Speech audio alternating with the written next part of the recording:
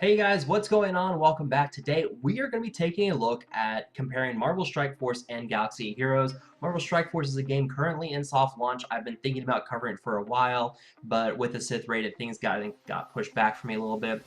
But I'm going to go ahead and start covering them. Don't worry, I will still be covering Galaxy of Heroes as well, but I do want to branch out into other mobile games. So aside from my first video, let's go ahead and do a side-by-side comparison of Galaxy of Heroes and Marvel Strike Force. If you guys are wondering how you can get this game for yourself, if you're in New Zealand or Canada, it is in soft launch right now. In other countries, you will have to download an APK. I've personally been using the APK Pure app on my phone. Just search for Marvel Strike Force once on there, and basically allows me to download the game and try it for myself. And I've been having a blast with it. I've been playing for 2 to 3 months. I'm at the level 50 soft cap with the launch, so I have been enjoying it. Hopefully, once I start comparing this game, you guys can see just how much fun it is and see for yourselves that maybe this is a game you should try out. So let's go ahead and start off with what's similar between the two games, and then we'll start going into what's different about them. So let's go ahead and first take a look at the battle system, since that's really the basis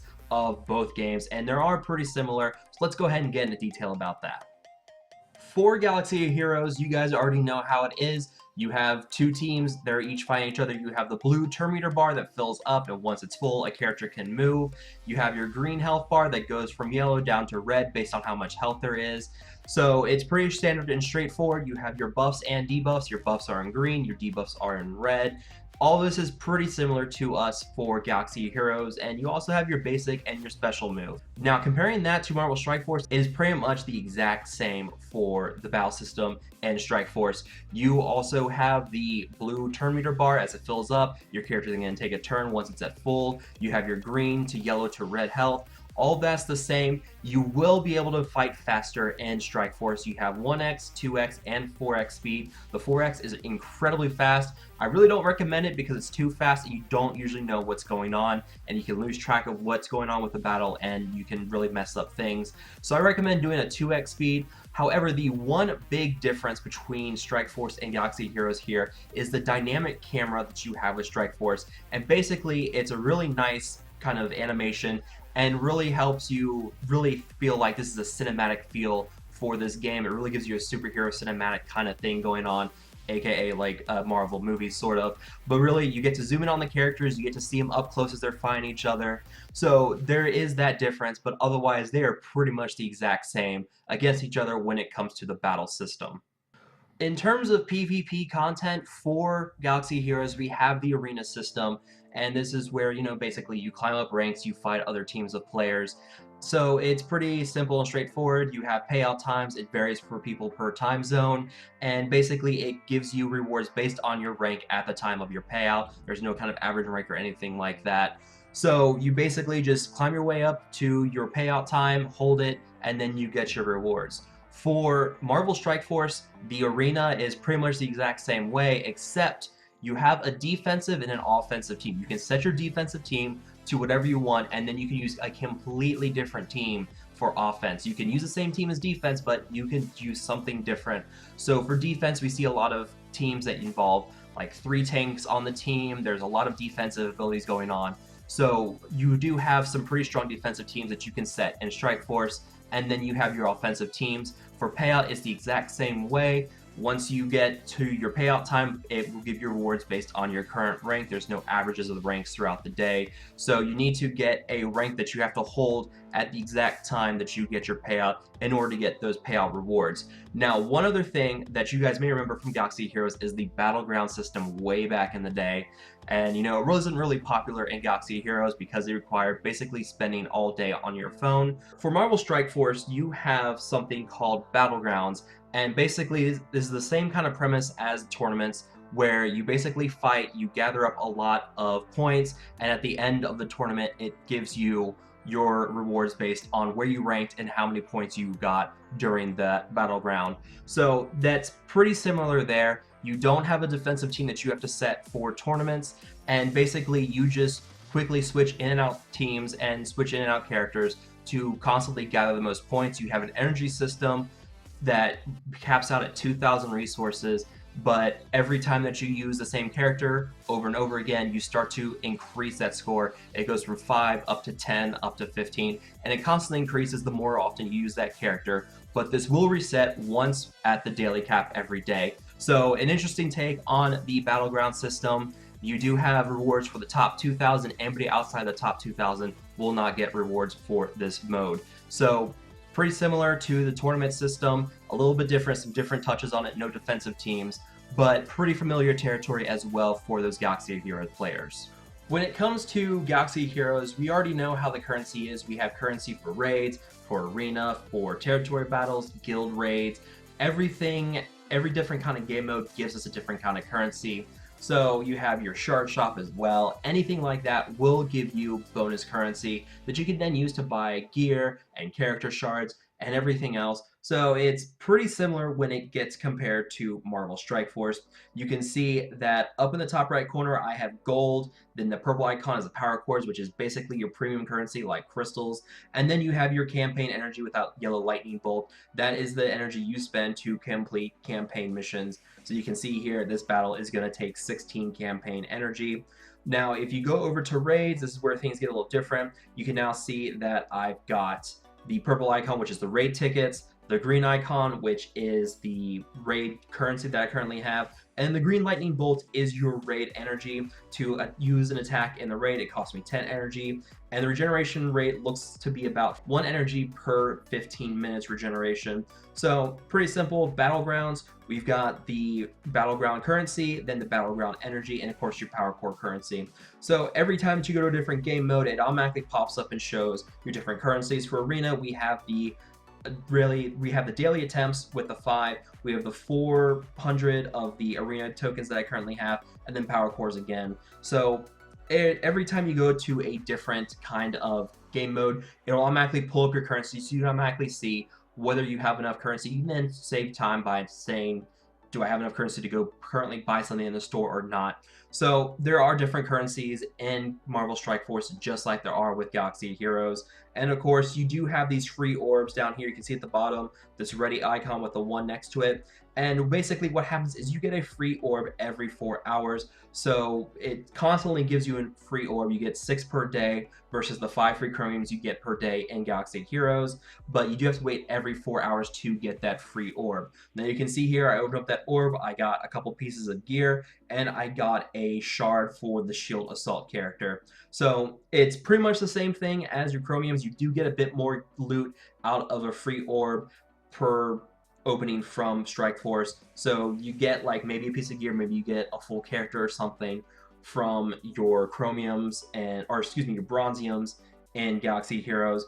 But with your orbs in Strike Force, you get a bit more loot. You won't get full characters, but there are chances to get up to 5 character shards per free orb. Now we're starting to get into things that are a bit different between the two games, and first up we have the raids. For Galaxy Heroes, we have 3 raids currently. We have the Rancor, the Tank, and the Sith Triumvirate raid.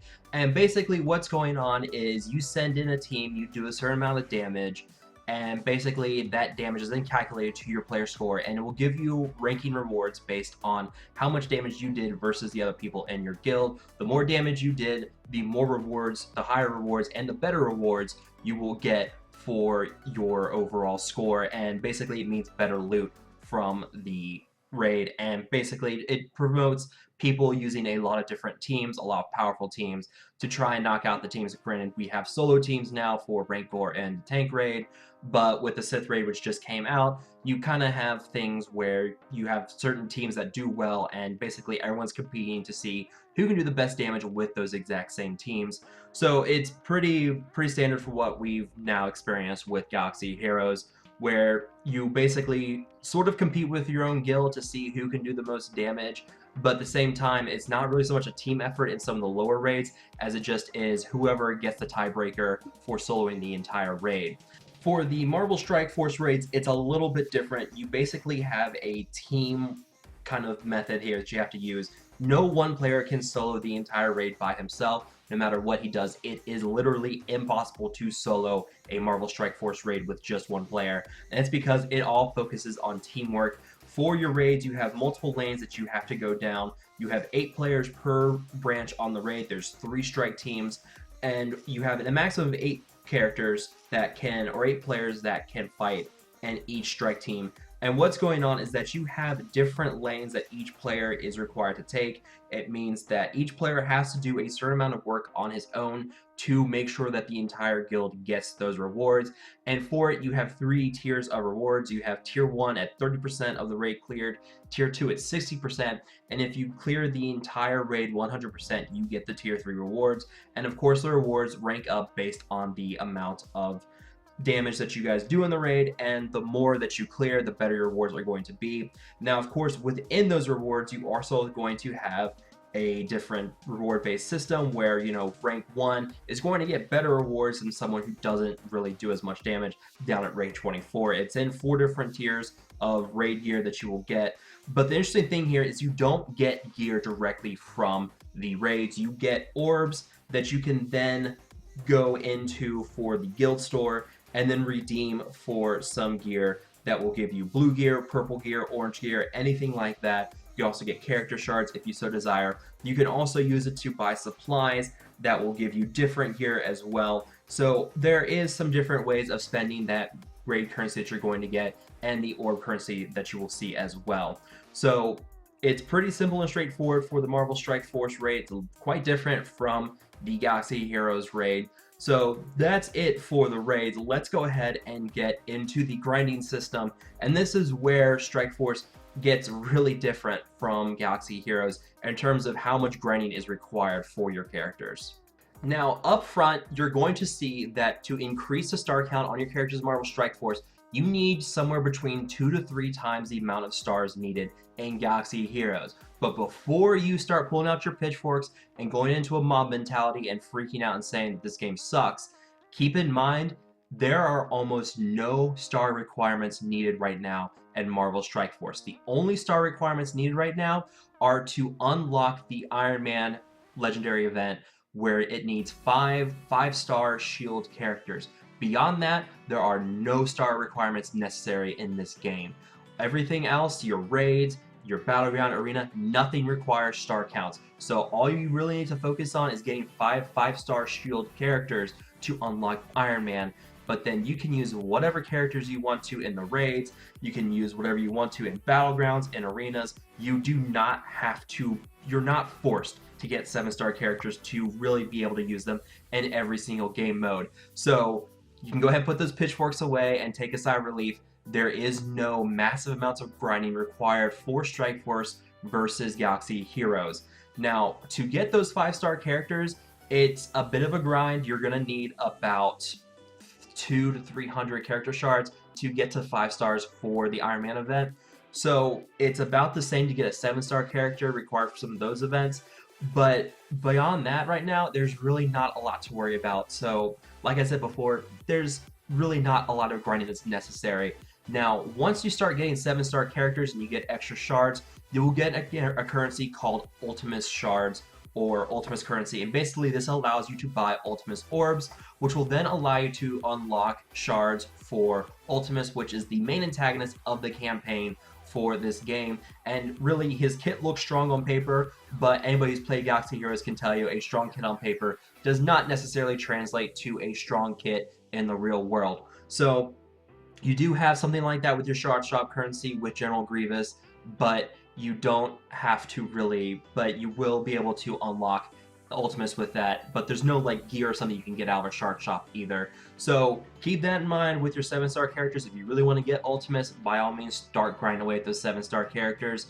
This does mean that you really will take a long time for free to play to get 7-star characters, but like I said before, you're not being forced to get 7-star characters. So this is a nice and welcome change for Strike Force versus Galaxy of Heroes. And that is it for this video. If you guys did enjoy it, feel free to like, share, and subscribe. If you have questions or comments, feel free to ask down below. And to all of my minions out there, thanks again for watching. I will talk to you guys later.